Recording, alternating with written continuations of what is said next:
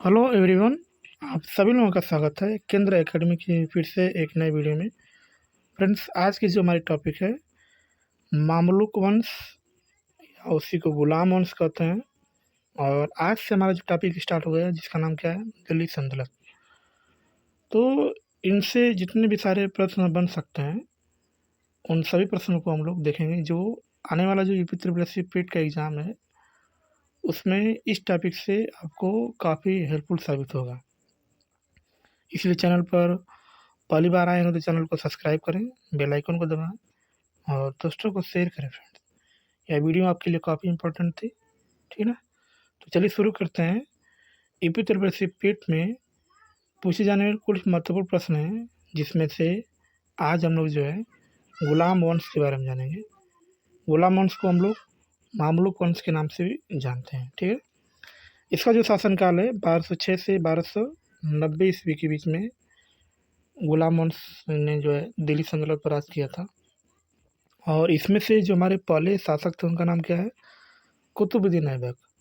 और इन्होंने कब से कब तक शासन किया है, 1206 से 1210 ईस्वी तक जो है इन्होंने शासन किया है, ठीक है। चलिए देखते हैं।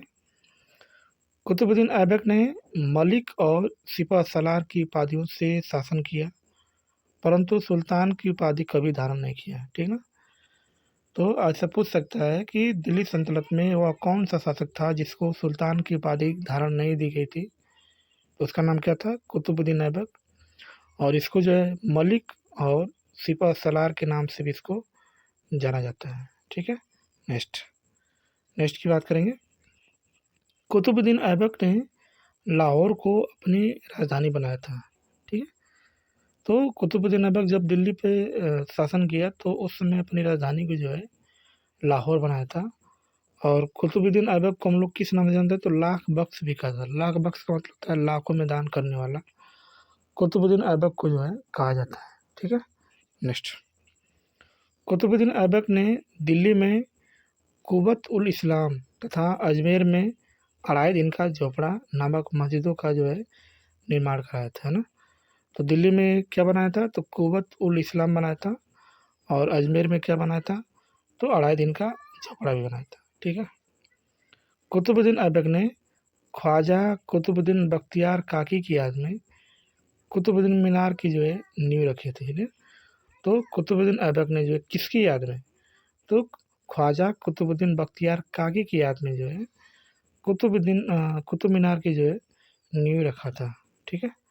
नेक्स्ट, और इसमें देखेंगे तो इल्तुतमिश ने जो है कुतुब मीनार का निर्माण जो है पूरा कराया था। ने जो यानी शुरू शुरू में जो है कुतुबुद्दीन ने जो है कुतुब मीनार की जो सिर्फ नींव रखी थी, बनाया भी था थोड़ा मोड़ा, लेकिन पूरा इसको किसने किया था, तो इल्तुतमिश ने किया था। और इल्तुतमिश भी जो है दिल्ली सल्तनत में गुलाम वंश का भी एक शासक है, ठीक है।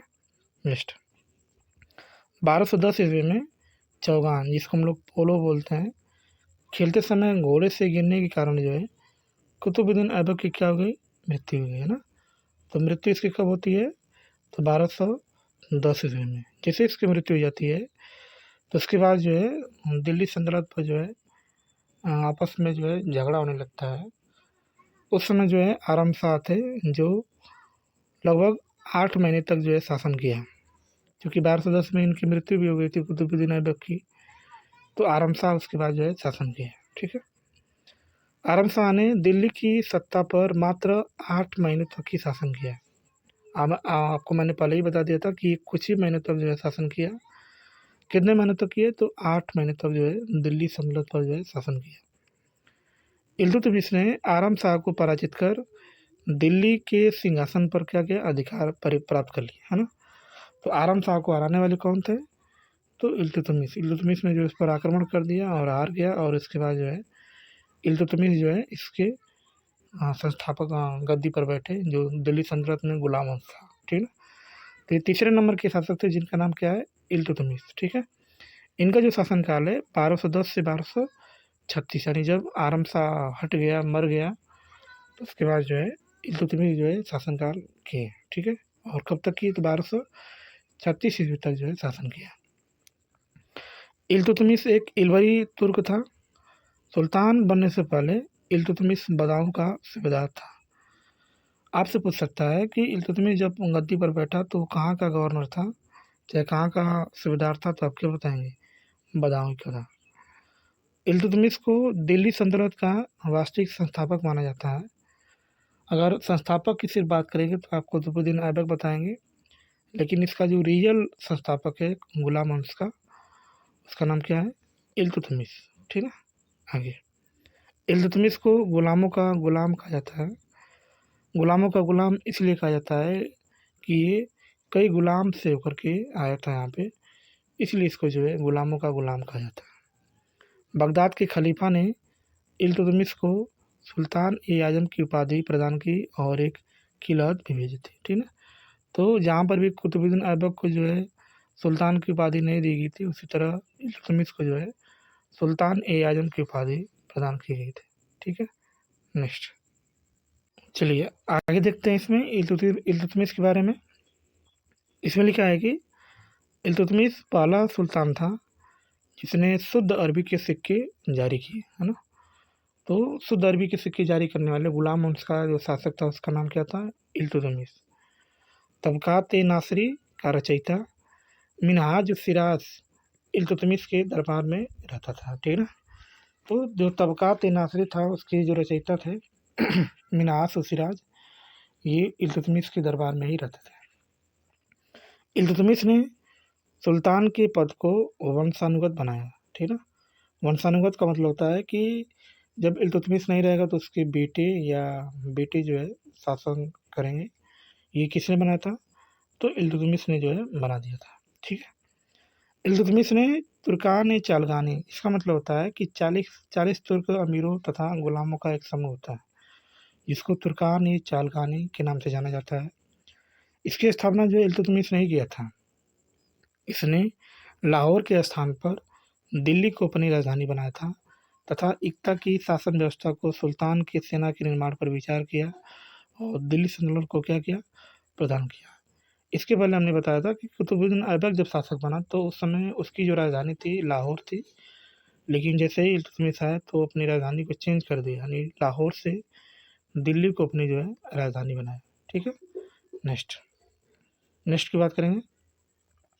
सल्तनत काल के दो महत्वपूर्ण सिक्के, चांदी का टंका, तांबे का जीतल, इल्तुतमिश ने ही बनाया था, है ना।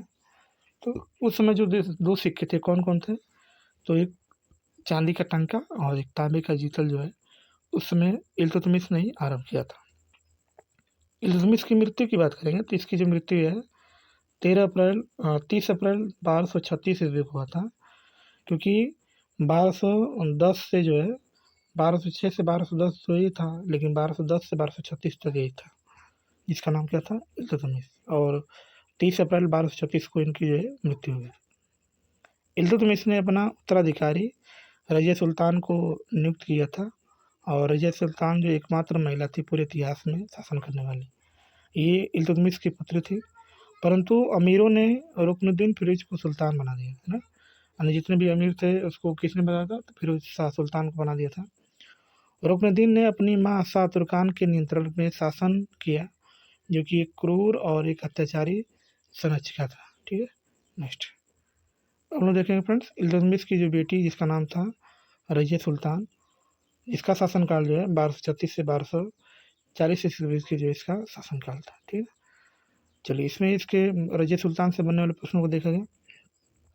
रजिया सुल्तान ने जलालुद्दीन याकुत को अमीर ए आखोर नियुक्त किया था। तो याकुत को क्या बोला था उन्होंने? अमीर ए याकुर जो है नियुक्त किया था। बठिंडा के इक्तेदार अल्तुनिया ने रजिया सुल्तान के विरुद्ध विद्रोह कर दिया, हालांकि बाद में रजिया सुल्तान ने इसे शादी कर लिया था। ठीक ना, तो बठिंडा के जो सूबेदार थे जिसका नाम अल्तुनिया था, इन्होंने रजिया सुल्तान के विरुद्ध विद्रोह कर दिया था, लेकिन बाद में जो है अल्तुनिया से ही शादी कर लिया रजिया सुल्तान ने। 1240 ईस्वी में कैथल नदी के पास डाकुओं ने रजिया सुल्तान की क्या कर दिया? हत्या कर दिया। क्या कर दिया? हत्या।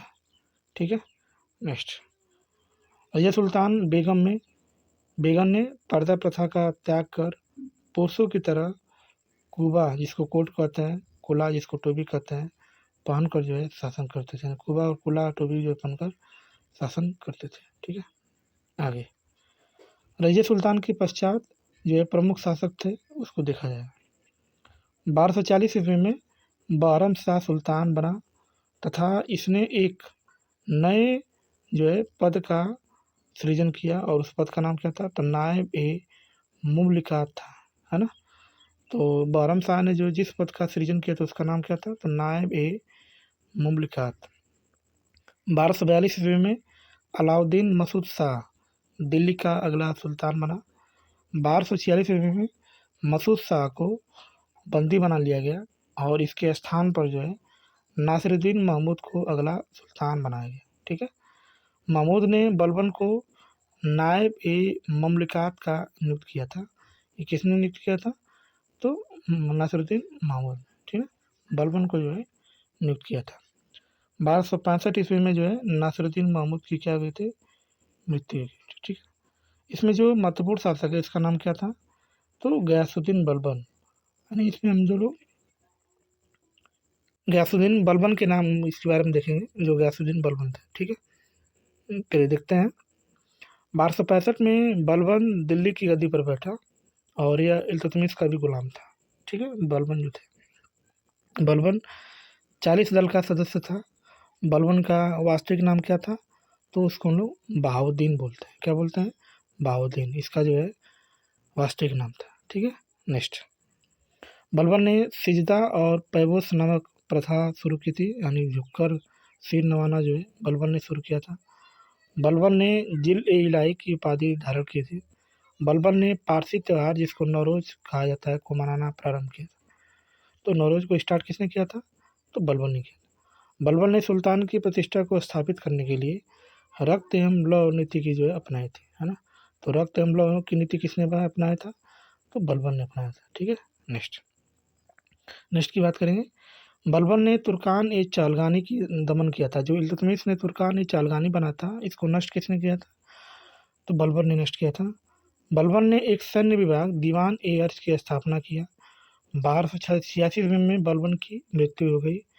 बलबन ने कै खुसरो को अपना उत्तराधिकारी नियुक्त किया, परंतु अमीरों ने कै खुसरो की हत्या करवा दी और कैकुबाद के बाद दिल्ली का सुल्तान बना दिया। ठीक है, तो कैकुबाद को किसने हत्या कर दिया था, तो कै खुसरो की हत्या करके कौन शासक बना, तो कैकुबाद बना। ठीक है, नेक्स्ट चलिए आगे देखते हैं। आगे इसमें लिखा है कि फिरोज खिलजी ने पक्षपात से त्रस्त कैकुबाद को जमुना नदी में फेंकवा दिया और उसके कुछ समय बाद उसके पुत्र शमसुद्दीन कैमूर की हत्या करके दिल्ली सल्तनत पर से गुलाम वंश का अंत कर दिया। ठीक है, तो किसने अंत किया था, तो फिरोज खिलजी ने जो है इसको अंत कर दिया था और यहीं से जो है गुलाम वंश का पतन हो जाता है। ठीक है, तो फ्रेंड्स हमने जो है गुलाम वंश में जितने भी महत्वपूर्ण प्रश्न बन सकते थे, कुतुबुद्दीन ऐबक से लगाई शमसुद्दीन कैमूर तक जो है, उन सभी प्रश्नों को हम लोग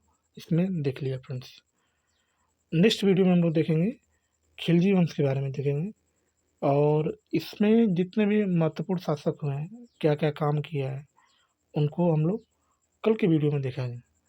तो चैनल पर पहली बार आएंगे तो चैनल को सब्सक्राइब कर लीजिएगा, बेल आइकन को दबा दीजिएगा ताकि आपको रेगुलर अपडेट मिलता रहे। तो चलिए मिलते हैं नेक्स्ट क्लास में, तब तक के लिए बाय और जय हिंद फ्रेंड्स।